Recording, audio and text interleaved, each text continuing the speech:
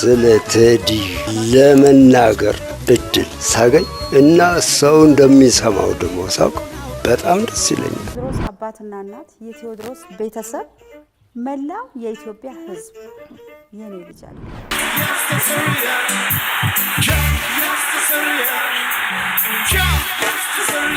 የዘመናት ድምጽ ከ1997ቱ ማዕበል እስከ ኢትዮሪካ አድማስ ግንቦት 1997 ዓ.ም አዲስ አበባ አየር በከባድ የፖለቲካ ትኩሳት ተወጥሯል። በሚሊዮን የሚቆጠሩ ኢትዮጵያውያን በረጅም ሰልፍ ተሰልፈው የዲሞክራሲን ንጋት በተስፋ በሚጠባበቁባት በዚያች ታሪካዊ ማለዳ ከየታክሲው ከየካፌውና ከየሻይ ቤቱ አንድ ደማቅ ድምፅ አየሩን ሰንጥቆ ይሰማ ነበር። ይህ ድምፅ ያስተሰርያል ነው።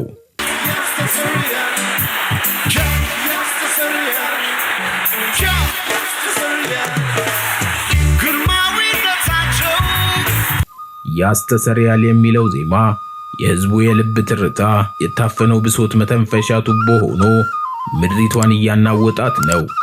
ከ21 ዓመታት በኋላ እነሆ ዛሬ ሚያዝያ 2018 ዓመተ ምህረት ዳግም ሀገሪቱ ወደ ምርጫ ኮሮጆ ልታመራ ጥቂት ሳምንታት በቀሩት በዚህ ወሳኝ ወቅት ዳግም ሌላ ማዕበል አድማሱን አልፎ እየመጣ ነው።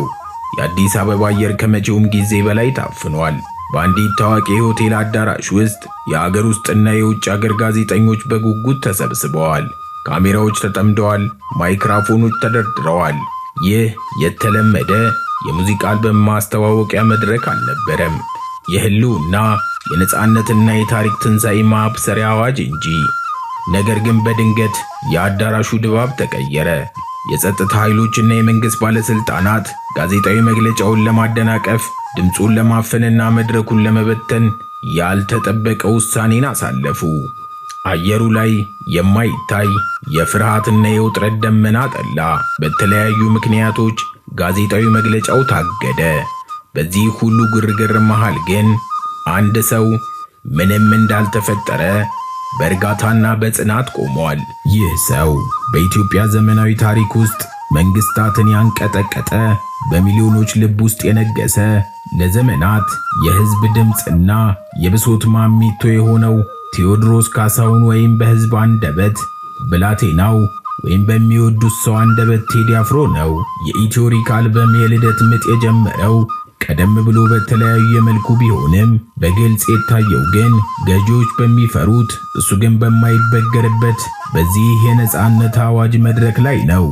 የጥይትና የመድፍ ድምፅ በሚያስተጋባባት፣ የወንድማማቾች ደም ዕለት ዕለት በሚፈስባት የዛሬቱ ኢትዮጵያ ያው የቀድሞው ብቸኛና አይበገሬው ድምፅ ኢትዮሪካ የተሰኘ አዲስ የጥበብ ውቅያኖስ ይዞ ብቅ ብሏል። ከ1997ቱ የህዝብ መነሳሳት እስከ 2018ቱ የህልውና ትግል አንድ የጥበብ ሰው እንዴት የሀገርን ስነ ልቦና እንደተሸከመ መለስ ብለን እንመልከት። አብራችሁን ቆዩ። የዚህ አይበገሬ የጥበብ ጀግና ስነ ልቦናዊ መሰረትን ለመረዳት ጊዜን ወደ ኋላ መለሰን ወደ ልጅነት መንደሩ ወደ አዲስ አበባ የጥበብ ማህፀን መጓዝ አለብን። ቴዲ የተወለደው ጥበብና የሀገር ፍቅር የቤቱ ምሰሶ በሆኑበት ቤተሰብ ውስጥ ነው። አባቱ ጋዜጠኛ ካሳሁን ገርማሞ በዘመናቸው ድንቅ የጥበብ ሰው፣ የሙዚቃ ችሎታ የነበራቸው፣ የታሪክና የባህል ሚስጥር ጠንቅቀው የሚያውቁ አርቆ ሐሳቢ ሰው ነበሩ። እናቱ ወይዘሮ ጥላይ አራጌ ደግሞ እምነትን፣ ጽናትንና የሞራል ልዕልናን በልጃቸው ልብ ውስጥ የተከሉ ጠንካራ እናት ናቸው። ቴዲ ሲያድግ የሰማው ተራ የልጅነት ተረት አልነበረም። የኢትዮጵያን የዘመናት ገድል፣ የጀግኖቿን አወዳደቅ፣ የነገስታቱን ታሪክና የህዝቡን የዘመናት ስነ ልቦና ከአባቱ አንደበት እየተጋተ ነው ያደገው። አቶ ካሳሁን በውስጡ የዘሩት ጥልቅ የጥበብ ዘር ከጊዜ በኋላ ሀገርን የሚያናውጥ፣ የታፈኑ ድምጾችን የሚያስተጋባ ግዙፍ ዛፍ እንደሚሆን ያኔ ማንም አልገመተም ነበር። ቴዲ አባቱን ሲያስታውስ በእንባ እየታጠበ በሙዚቀኝነት እንዲቀጥል እንደማይፈልጉ እንደነበረ ይገልጻል። ትንሽ ወደ ሙዚቃ ህይወት እንድገባ ብዙም ደስተኛ አልነበረም እና ጥበብ ለእርሱ ግን የመድረክ ላይ ጌጥ ሳትሆን የህዝብን እንባ ማበሻና የታሪክን እውነት መመስከሪያ የህይወት ጥሪ ሆና ተቀረጸች። የቴዲ አፍሮን ስራዎች በጥልቀት ስንመረምር አንድ ትልቅ የፍልስፍና ጥያቄ ላይ እንደርሳለን። ቴዲ የሚዘምርላት ኢትዮጵያ የትኛዋ ናት የሚል። በሁለተኛው የዓለም ጦርነት ወቅት ታላቁ ጀርመናዊ ጸሐፊ ቶማስ ማን ከናዚ የጭቆና አገዛዝ ሸሽቶ ወደ አሜሪካ በተሰደደ ጊዜ ጀርመንን ጥላት መጣህ ተብሎ ሲጠየቅ እኔ ባለሁበት ጀርመን አለች፣ እውነተኛዋ ጀርመን ያለችው በልቤ ውስጥ እንጂ በሂትለር መንግስት ውስጥ አይደለም ብሎ ነበር። የቴዲ አፍሮም የህይወት ፍልስፍና ልክ እንደ ቶማስ ማን ነው። ቴዲ የሚያውቃት የሚያፈቅራትና የሚዘምርላት ኢትዮጵያ የትላንቱ ኢህአዴግም ሆነ የዛሬው ገዢ መንግስት ከሚሰብኩት ኢትዮጵያ ጋር ፈጽሞ አትገናኝም። የፖለቲከኞቹ ኢትዮጵያ በብሔር የተከፋፈለች፣ በደም የተጨማለቀችና በስልጣን ጥም የቆሰለች፣ በዛውም ላይ ዛሬ ለግል ጥቅሟ ሲባል የሌሎች ሀገራትን ህልውና የምትፈታተን ስትሆን የቴዲ ኢትዮጵያ ግን ታሪካዊት፣ በመንፈስ የተሳሰረች፣ ወራሪ ሳትሆን ወራሪን አሳፍራ የምትመልስ፣ ከተገፉት ጎን የምትቆም የፍቅር የአንድነትና የነጻነት መገለጫ ናት። ለዚህ ነው ፖለቲከኞች የጥላቻን ግንብ ሲገነቡ እርሱ የፍቅርን ድልድይ ሲሰራ ይኖረው ፍቅር ያሸንፋል እያለ። ሁላችንም እንዋደዳለን። ፍቅር ማን ነው? ፍቅር እግዚአብሔር ነው። ፍቅር ያሸንፋል። ፍቅር ያሸንፋል። የብላቴናው ታሪክ ወደ ከፍተኛ የትኩሳት ምዕራፍ የሚሸጋገረው በ1997 ዓመተ ምህረት ነው። ያ ጊዜ ለኢትዮጵያ ሕዝብ ልዩ የታሪክ መስቀለኛ መንገድ ነበር። አየሩ በዲሞክራሲ ተስፋ፣ በነጻነት ጥማትና በለውጥ ጩኸት ተሞልቶ ነበር። በወቅቱ ገዢው ፓርቲ ኢህአዴግና የተቃዋሚው ስብስብ ቅንጅት በምርጫ ኮሮጆ ብቻ ሳይሆን በሕዝብ ስነ ልቦና ውስጥ ከፍተኛ ፍልሚያ ላይ ነበሩ። በዚያ የታሪክ አውድማ ላይ ቴዲ አፍሮ ብቅ ያለው በፖለቲካ ካድሬነት አልነበረም። ያስተሰርያል የተሰኘውን አልበም የትግል አርማ አድርጎ አንግቦ እንጂ። አልበሙ የዘመናት የፖለቲካ ቁስልን የሚፈውስ፣ የይቅርታን ጥሪ የሚያስተጋባ፣ ነገር ግን የሥርዓቱን ስር መሠረት የሚሞግት የሕዝብ ብሶት ነጸብራቅ ነበር። በተስፋ መሬት እንዲፈጸም ቃል ወፈሩን ያሱና ይቅር ተባባሉ። የ1997ቱ ምርጫ በግርግር ሲጠናቀቅና መንግሥት በሕዝቡ ላይ የኃይል እርምጃ መውሰድ ሲጀምር ያስተሰርያል የነጻነት ታጋዮች ብቸኛ መጽናኛ ሆነ። መንግሥት አልበሙን በመንግሥታዊ ሚዲያዎች ላይ አገደው። ነገር ግን ማዕቀቡ ዜማውን አላጠፋውም ነበር። ይልቁንም ሕዝቡ የራሱ የድምፅ ማጉያ በመሆን ከመቼውም ጊዜ በላይ በየመንገዱ፣ በየታክሲው፣ በየካፌውና በየቤቱ አግንኖ አሰማው። ገዢው ሥርዓት ይህንን ድምፅ እንደ ከባድ የፖለቲካ ስጋት ቆጠረው። ፍርሃታቸው ከእርሱ የጥበብ ብቃት የመነጨ ሳይሆን በሚሊዮኖች ልብ ውስጥ የፈጠረው የአንድነትና የንቃት መንፈስ ስልጣናቸውን ስለሚያናውጠው ነበር። ቴዲን ለማንበርከክ ሴራ ተጎነጎነ። ብዙም ሳይቆይ አወዛጋቢ በሆነ የመኪና አደጋ ክስ ተመስርቶበት ወደ ዘብጥያ ወረደ።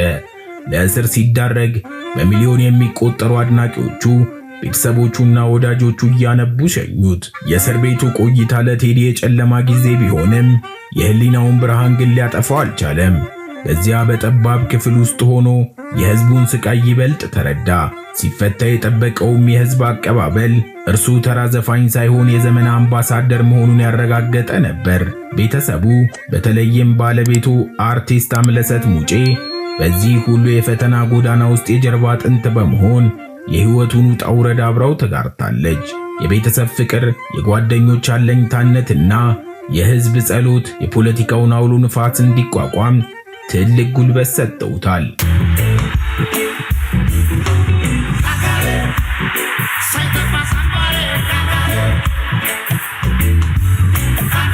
ድልድይ ሰሪው ቴዲ አፍሮ መንግስታት በኢትዮጵያና በኤርትራ መካከል የጥላቻን ግንብ ገንብተው ሁለት ወንድማማች ህዝቦችን በጦርነትና በጥርጣሬ ውስጥ ባቆዩበት በዚያ የጨለማ ዘመን ቴዲ አፍሮ የፖለቲካውን አጥር ጥሶ ተሻገረ። ዳህላክና ፊዮሪና በተሰኙት ውብ ዜማዎቹ በሁለቱ ህዝቦች መካከል ያለውን የደም የታሪክና የፍቅር ትስስር በማንም ምድራዊ መንግስት ሊቋረጥ እንደማይችል እያወጀ የሁለቱን ህዝቦች ናፍቆትና ቁጭት አቀነቀነ። ዓለም አቀፉ ማህበረሰብና ፖለቲከኞች የድንበር ስምምነት ብለው ከመፈራረማቸው ከዓመታት በፊት ቴዲ በህዝቦች ልብ ውስጥ የሰላም ስምምነትን ፈርሞ ነበር።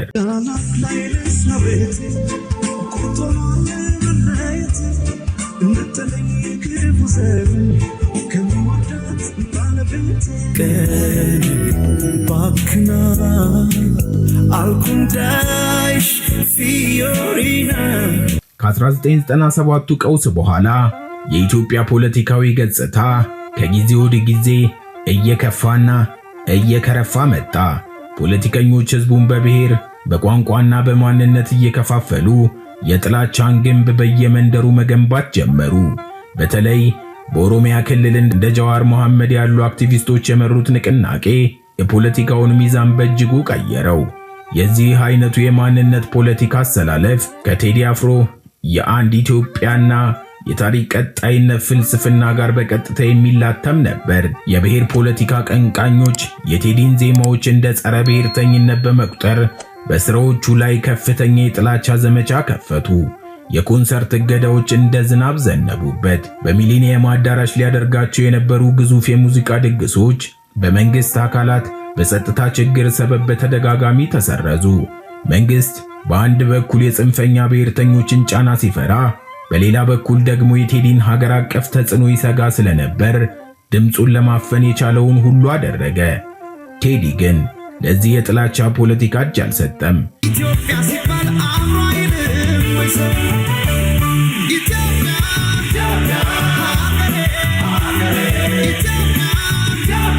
የፖለቲከኞች አጀንዳ ሲለያይ እርሱ በጥበብና በስፖርት ሀገርን አንድ ለማድረግ ዘመረ።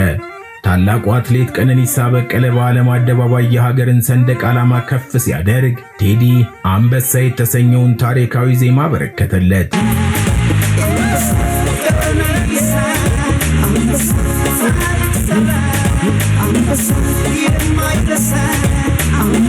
የኢትዮጵያ ብሔራዊ እግር ኳስ ቡድን ዋሊያዎቹ ከ3 አስርት ዓመታት በኋላ ወደ አፍሪካ ዋንጫ ሲያልፉም ዋሊያዎቹ የተሰኘውን ዜማ በመልቀቅ ህዝቡን ከጫፍ እስከ ጫፍ በደስታ አንባጠበው።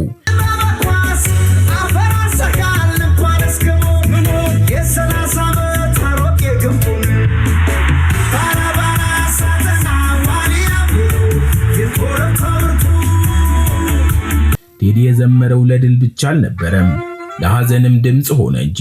በቢሾፍቱ በተከበረው የኢሬቻ በዓል ላይ የተከሰተው አሳዛኝ የሰው ሕይወት መጥፋት ሀገርን ሲያደማ ቴዲ የፖለቲካ ልዩነቶችን ሁሉ ወደ ጎን በመተው አናኛቱ የተሰኘውን ልብ የሚሰብር ዜማ በኢትዮጵያ አልበም ውስጥ በማካተት ለኦሮሞ ሕዝብ ያለውን ጥልቅ ሐዘንና ፍቅር ገለጸ። በዚህ ተግባሩ እርሱ የየትኛውን ብሔር ጠላት እንዳልሆነ፣ የሰው ልጅ ነፍስና የሀገር አንድነት ከምንም በላይ እንደሚበልጥበት በተግባር አሳይቶ ጠላቶቹንም ሳይቀር አስገረመ።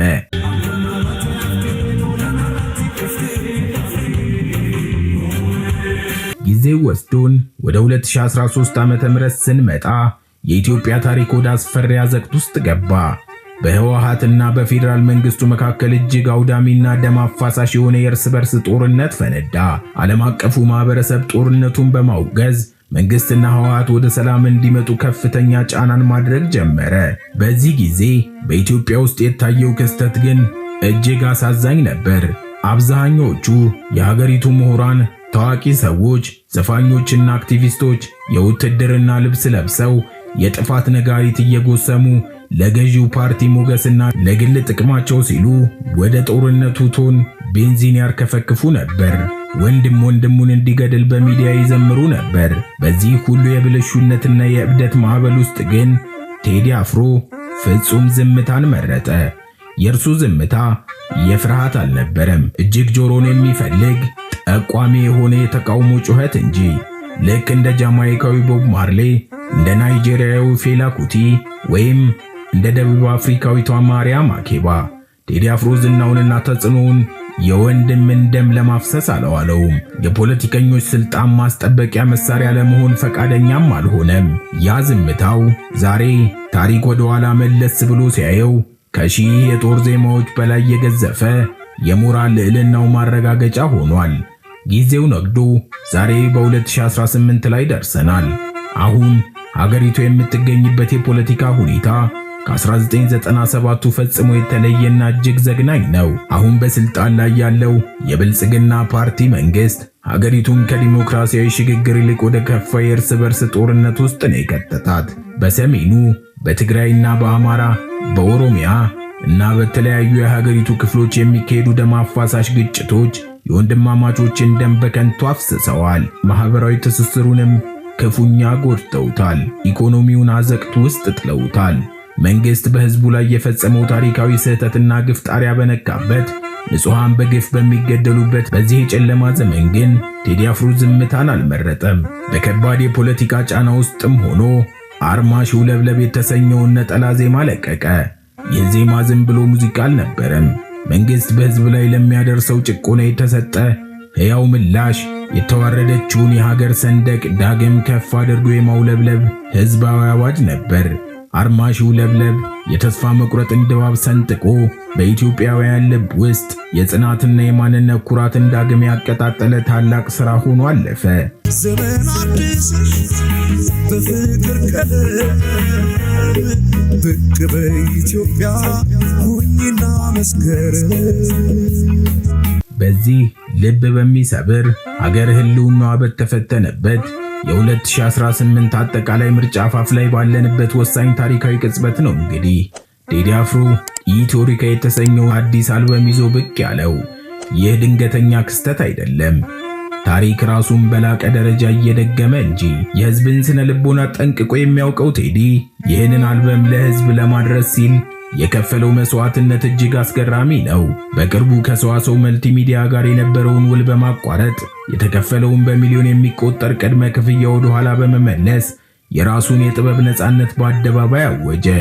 ገንዘብን ንቆ ማንም የፖለቲካ ወይም የንግድ ተቋም በእርሱ ድምፅ ላይ ጣልቃ ገብቶ ሐሳቡን እንዳይበርዘው ማድረጉ በዘመናችን ታይቶ የማይታወቅ የሞራል ልዕልና ነው። ለዚህም ይመስላል መንግስት አልበሙ ከሚለቀቅበት ቀን በፊት የሚሰጠውን ጋዜጣዊ መግለጫ ያገደው። የኢትዮሪካ አልበም የሚለቀቅበት ዓመተ ምህረት ቀንና ሰዓት የቴዲን ጥልቅ የታሪክ ግንዛቤና ምሳሌያዊ ጥበብ የሚያሳይ ነው። አልበሙ ለህዝብ ጆሮ የበቃው በቀን 8ኛው ወር 2018 ልክ በ8 ሰዓት ነው።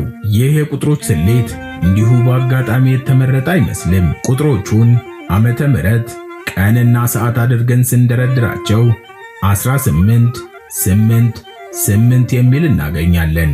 ይህም 1888 ኢትዮጵያውያን አንድ ሆነው የውጭ ወራሪን ድል ያደረጉበት፣ ጥቁር ህዝቦች አንገታቸውን ቀና ያደረጉበት፣ የአድዋ ድል የተመዘገበበት ታሪካዊ ዓመተ ምህረት ነው። ቴዲ አፍሮ 2018ኛውን ዓመት 8ኛውን ወር 8 ሰዓትን በማስተሳሰር 1888 የሚለውን የአድዋ ድል መንፈስ ዳግም ቀስቅሶታል።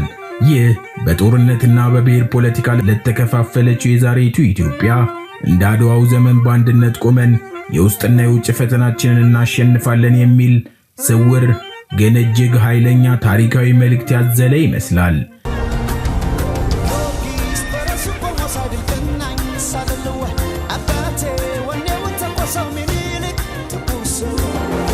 የመንግስት ፍርሃት አሁን ሙሉ በሙሉ ግልጽ ነው።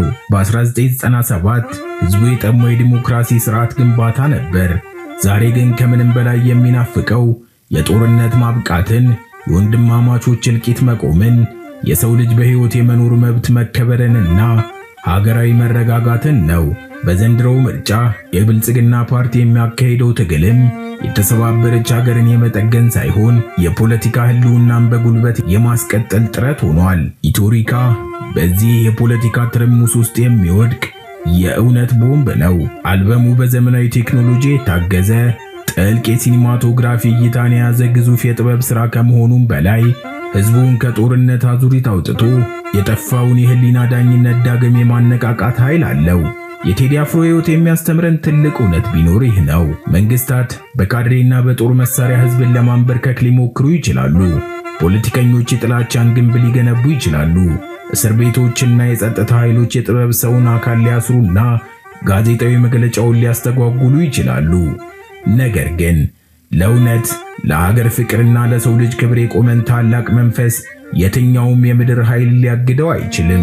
ቴዎድሮስ ካሳሁን አባቱ የተከለበትን የታሪክና የጥበብ አደራ ተሸክሞ መከራውን፣ ውድቀቱን፣ ስቃዩንና ስኬቱን እንደ መሰላል ተጠቅሞ በኢትዮጵያ የታሪክ ሰማይ ላይ መቼም የማትጠልቅ ፀሐይ ሆኖ ተቀርጿል። የሀገሪቱ የፖለቲካ አውሎ ንፋስ መቼና እንዴት እንደሚያበቃ ባይታወቅም ታሪክ ግን ይመዘግባል። ያ በ1997 በአደባባይ ያስተጋባው የነጻነት ማሚቶ ዛሬ በአርማሺው ለብለብ ጽናት አልፎ እነሆ በኢትዮሪካ አድማስ ላይ የአድዋን ትንሣኤ እያወጀ ለትውልድ የሚዘልቅ የአንድነት ዜማ ሆኖ መጮሁን ይቀጥላል። ታሪኩም የአንድ ዘፋኝ ታሪክ አይደለም። ይህ የዓለም አቀፍ የነጻነት ታጋዮች የነ ቦብ ማርሌ የነ ቶማስ ማን መንፈስ ያደረበት በኢትዮጵያ ምድር ላይ የበቀለ ታላቅ ሰው ታሪክ ነው። የሳምንት ሰው ይበለን።